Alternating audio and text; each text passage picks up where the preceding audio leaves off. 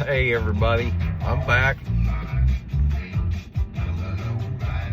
You know this one, baby. The Low Rider. Wasn't this in the Cheech and Chong movie? Huh? Well, we're going to pull out a little bud here and talk about it. I'm going to tell you about crashes, okay? Capitalism produces crashes. That's what we're going to talk about here in a bit. And we'll talk about communism. It's a user-friendly system that's based on no crashes. I know people say, oh, well, it's never worked. It's failed every time. I don't know. The Soviet Union didn't fail until it was disassembled from the top down. Okay, I'm going to have to turn the war down just a little bit. We're going to get in this discussion here. Low Rider.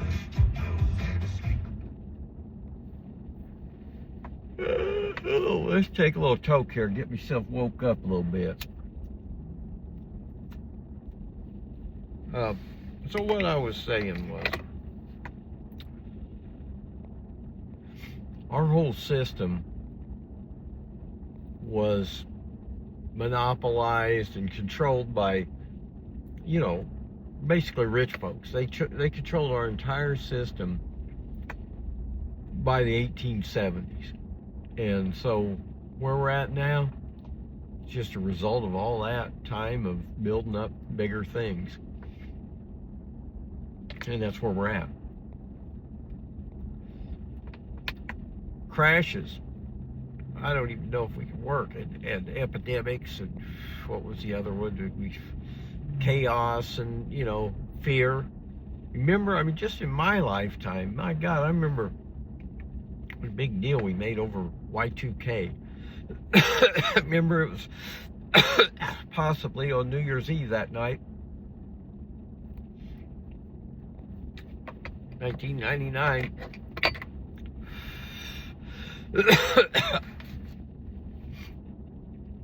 We were getting ready to roll over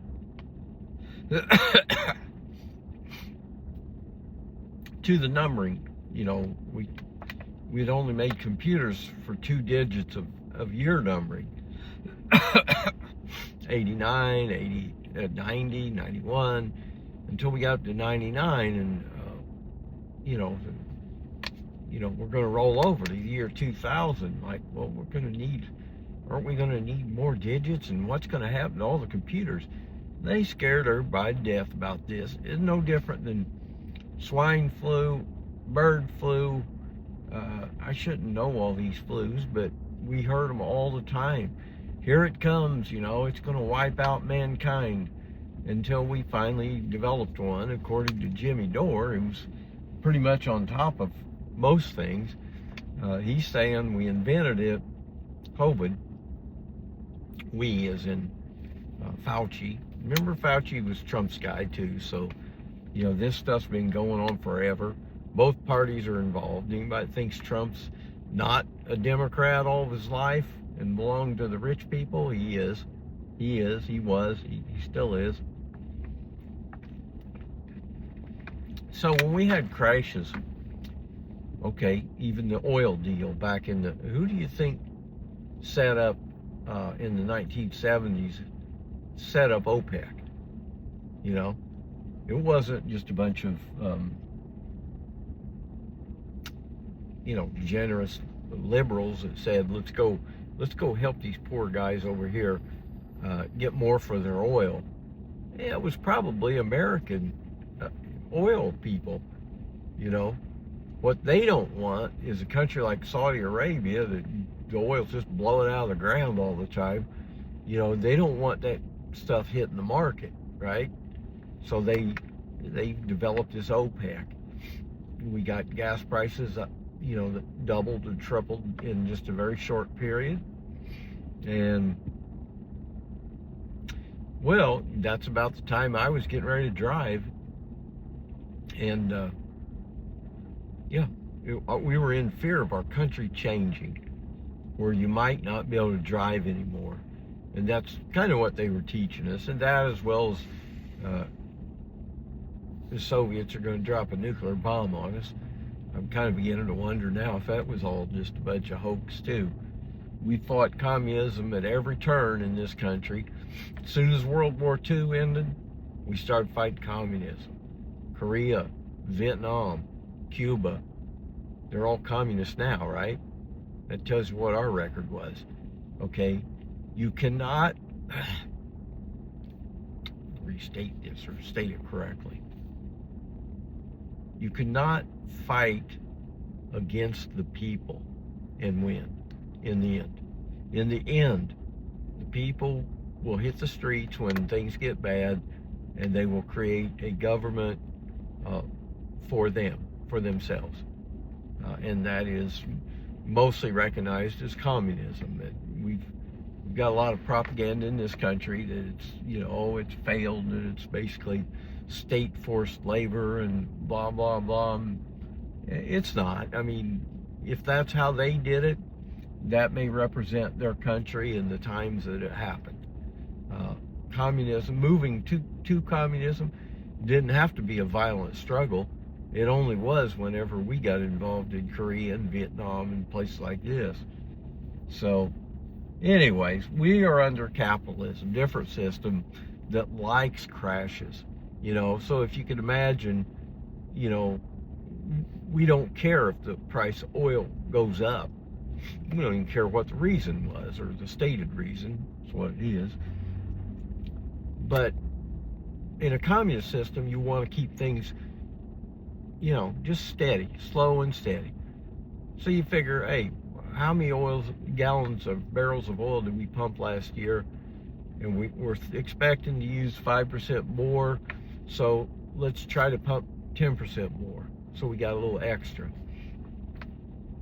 Ours is all based on the market, up and down, fill up our oil reserve, drain our oil reserve out. Most of these presidents been using that like it's like a big gas tank. It's like things get rough, you just drain some of that out and put it on the market. I don't know. We've got a bad government that's been against us from day one, okay? And we want to go back. I mean, we already talked about COVID, right? That was 2020. You want to roll it back and there was other stuff going on also during the other periods that I'm not mentioning. I'm just hitting the big ones. 2008, that was a pretty big crash. That was a housing crash, housing bubble, and a debt bubble on housing. They talked a lot of people into these,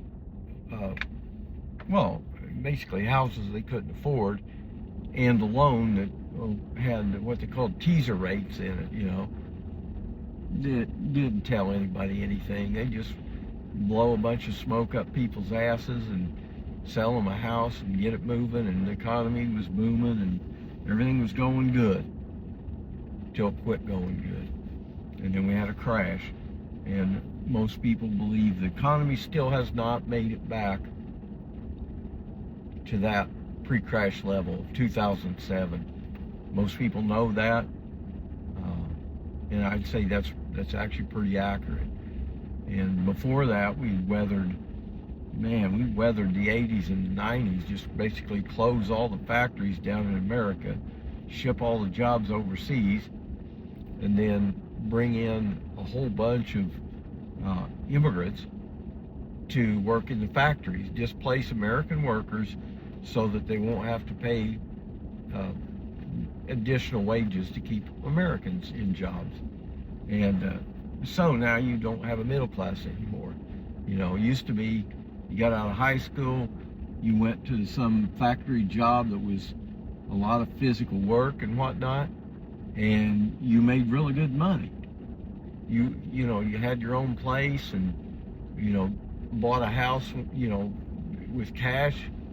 You bought a car with cash, brand new car. Everything. You could do everything with just a factory job back in those days. And now you can't. Now you can go to college for 10 years to get your 4-year degree, and you come out with a load of debt and no job opportunities. It's got to be frustrating for those young folks. So, another thing, we're going to discuss here while we're discussing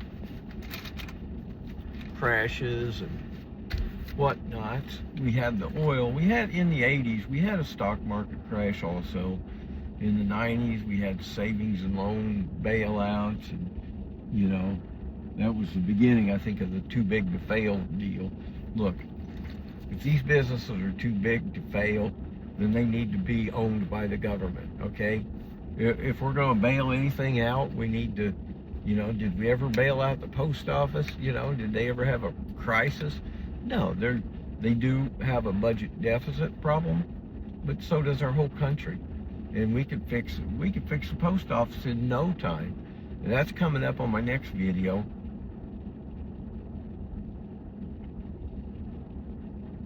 I'll throw you the tidbit of that one, okay? Look, everybody's always saying independents, they get a bad rap, right? Oh, independents are just liberals that vote blue but just don't like the party. Well, I wouldn't word it quite that way, but I would say, by and large, independent voters in America are more, well, let's just call them left of center, and probably quite a bit left of center if you get down to the truth. Okay, now why is that? Why? Well, it's where we all came from. And when I say we, I'm in that group. I was at best an unreliable voter who swung from Republican, Democrat to Ross Perot. I was a big Perot voter, supporter. And that's, as soon as Ross Perot got on stage and embarrassed the two big parties, they got rid of that. There's no more third parties on the stage debating. So you can thank your two parties for that.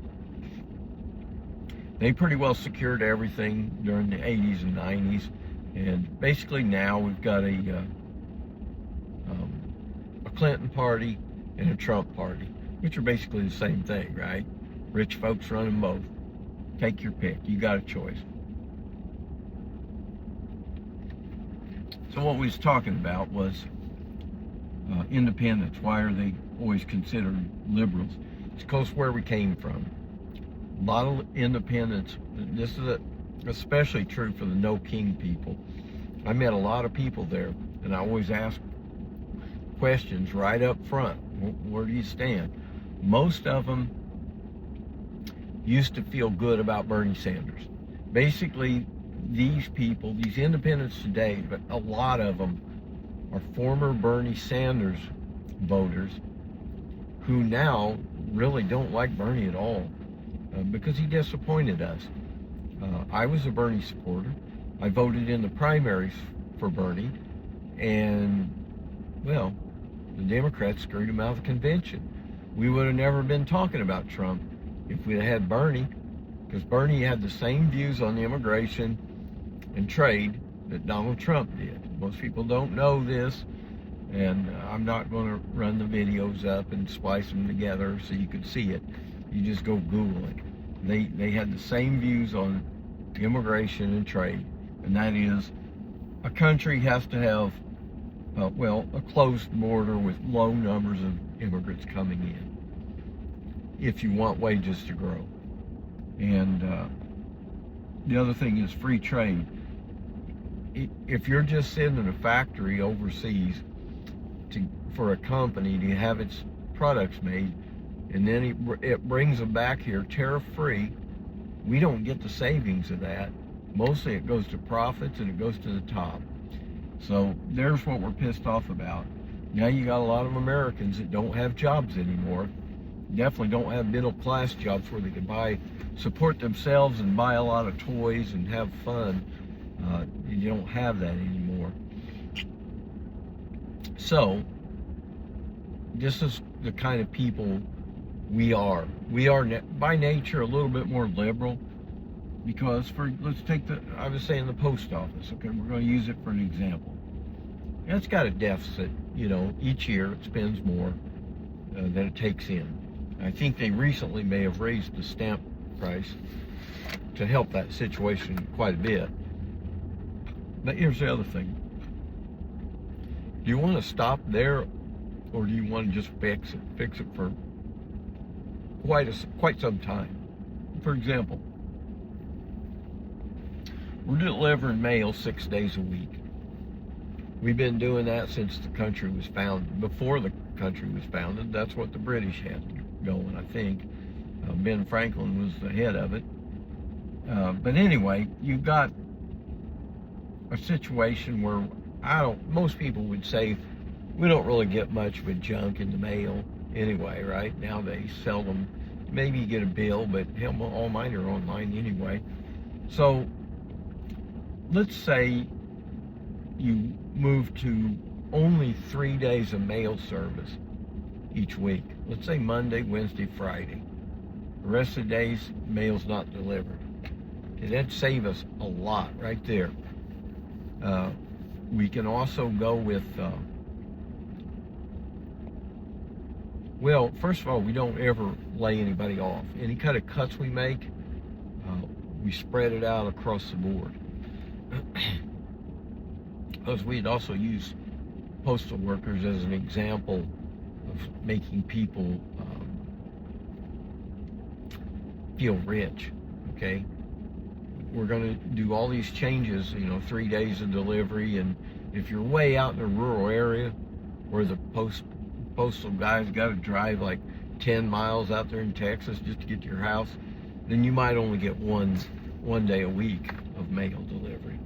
But we can move most people down to probably between 1 and 3 days a week, and we'll be, you're saving a lot of money and preserving the postal service.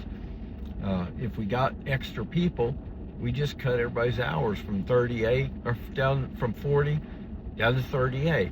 Then we give them a raise that overcompensates for what they lost in hours. For example, if they're making $30 an hour and you cut 2 days off their work, then you need to reimburse them a few dollars an hour, several dollars an hour probably. Make sure they got less hours, but they're making at least the same amount, if not more. And yeah, we can fix it up to where we are running surplus. Yeah, get rid of all the contractors. Anytime that people tell you contractors are going to save money for the government, no, it always costs a lot more. We've been sold this propaganda about, you see a state road crew out, you see one guy down in a hole with a shovel digging, there's 3 or 4 guys up on top of the hole looking down at him, and everybody's like, here's why our highways cost so much, and it's not really that. It's what costs so much is we're bidding stuff out. Anytime you bid, you're adding the real cost plus an extra. This is what every building contractor already knows this, right? And most businessmen know this. So you're going to bid what you know it's going to cost plus some unknown areas. Okay, well, we could run as much as 10% over on materials, so let's add that on. I heard that so-and-so is so busy on another project that he's not going to be bidding on this. So let's add another little premium on that. And then we've got the regular profit margin that everybody's going to accept, request. So you put all that together, and you've got a bid that's a lot higher than what the actual cost would be to build a bridge. Now, one good idea that is not extremely radical is anytime you bid out work like that, state highway is going to put in a new bridge. Wherever that bridge is located, the surrounding counties can also put in a price for putting that bridge in for their men to do it. I think that's a good idea. So that the county that it's in gets to bid the job. And if they bid lower than the private company that's also located in that same county, or actually in most cases, those big companies are, they're big now. I mean, they bid jobs like that, and they've got it subbed down to where there's, they get the cheapest labor you can get. But usually you're governed by the Bacon-Davis laws, I think, apply to most road projects. But that doesn't mean you can't whittle stuff down. And believe me, they do. So what I'm saying is, why don't we just let government do their own thing? If it's a bridge replacement, let's let a county highway garage put together a bid package for that bridge, and they should get well, whatever the difference is between their bid and the private bid, they should get a portion of that difference too if it comes in that low. That's how you fix problems, and that's why independents are generally liberal, is because when they see a problem, they want to fix it. We don't want to just keep arguing about the same old shit over and over for another decade, 2 decades, 3 decades. It's just not working. So when we say healthcare, yeah, we're independents. We first got to admit you got a healthcare problem. It's so expensive. And then you got to look at the options to change. Most, what we call acceptable liberals today are Medicare for all. Government pays the bills for everybody, but everybody goes to private enterprise for your work and your checkups and whatnot. Got something similar to that now. Let me tell you this. When you've got government paying for something, and you've got other people that are ones making decisions, does this person really need an MRI?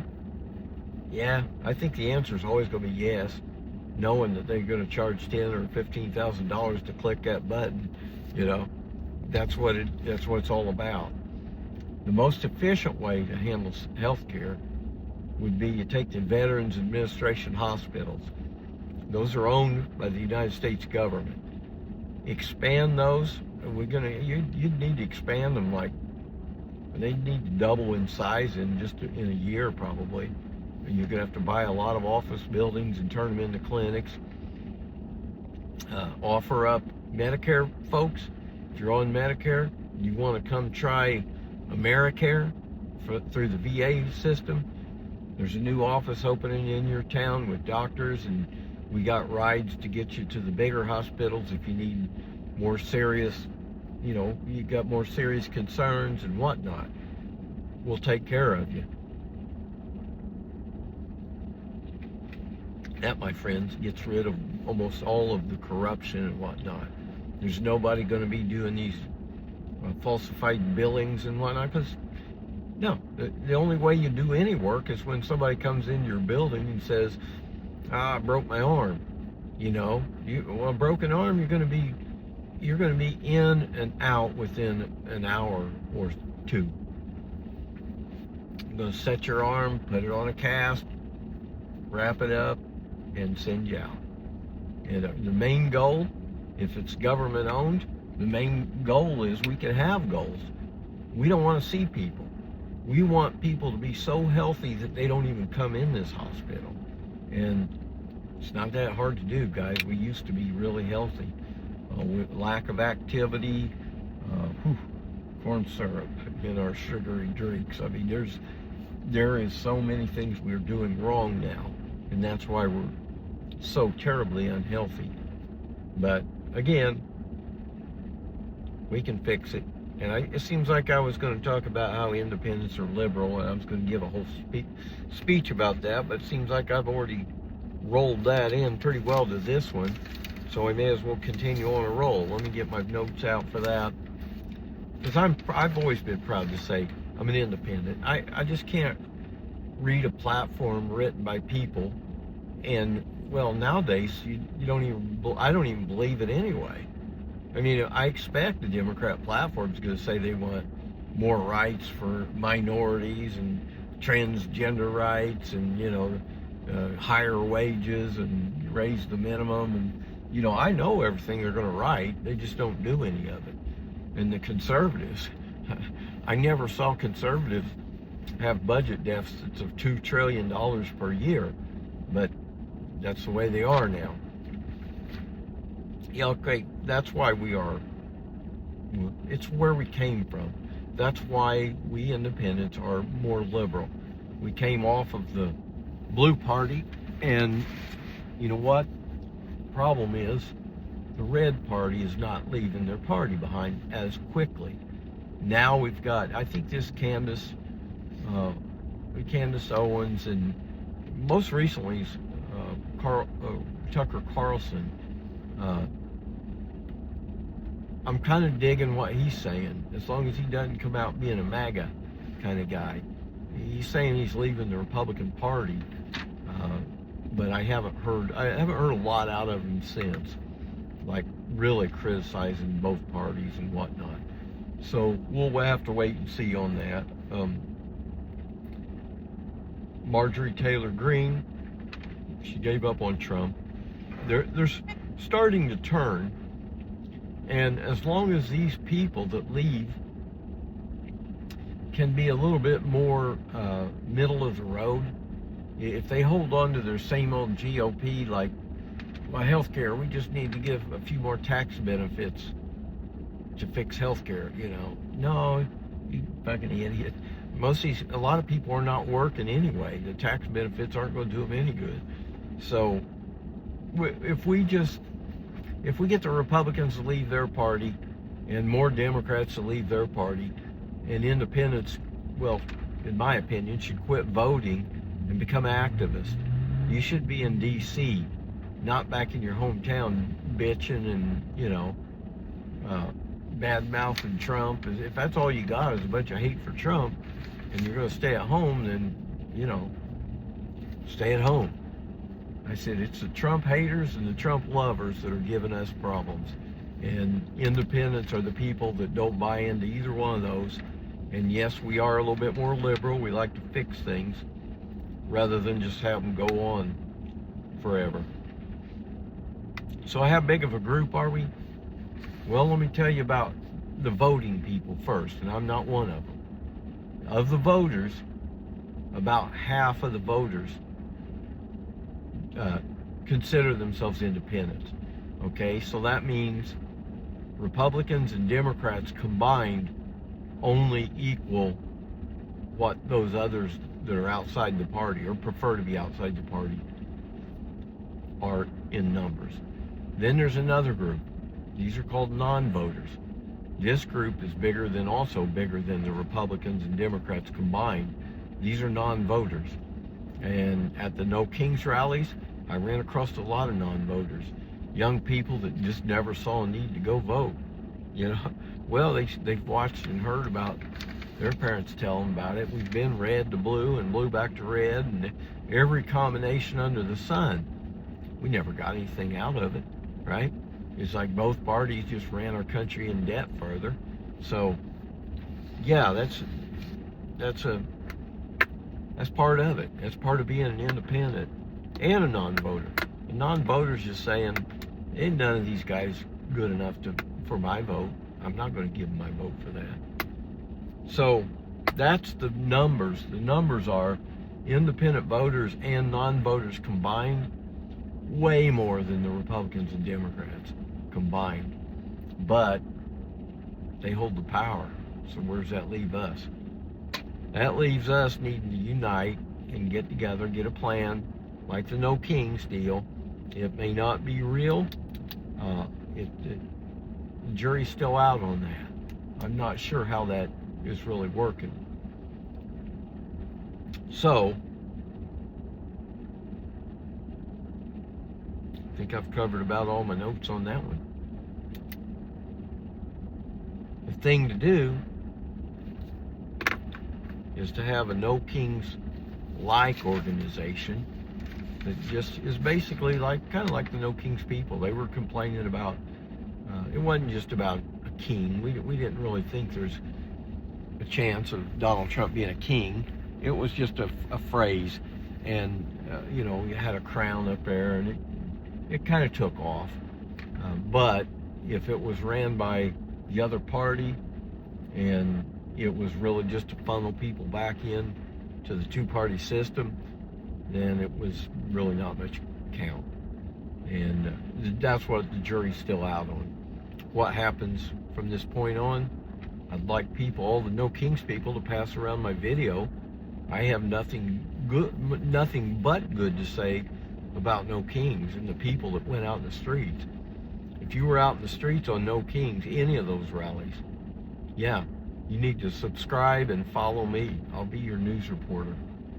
So until that point, that's my conversation today about, well, capitalism and crashes and chaos, and why independents are a little bit more liberal.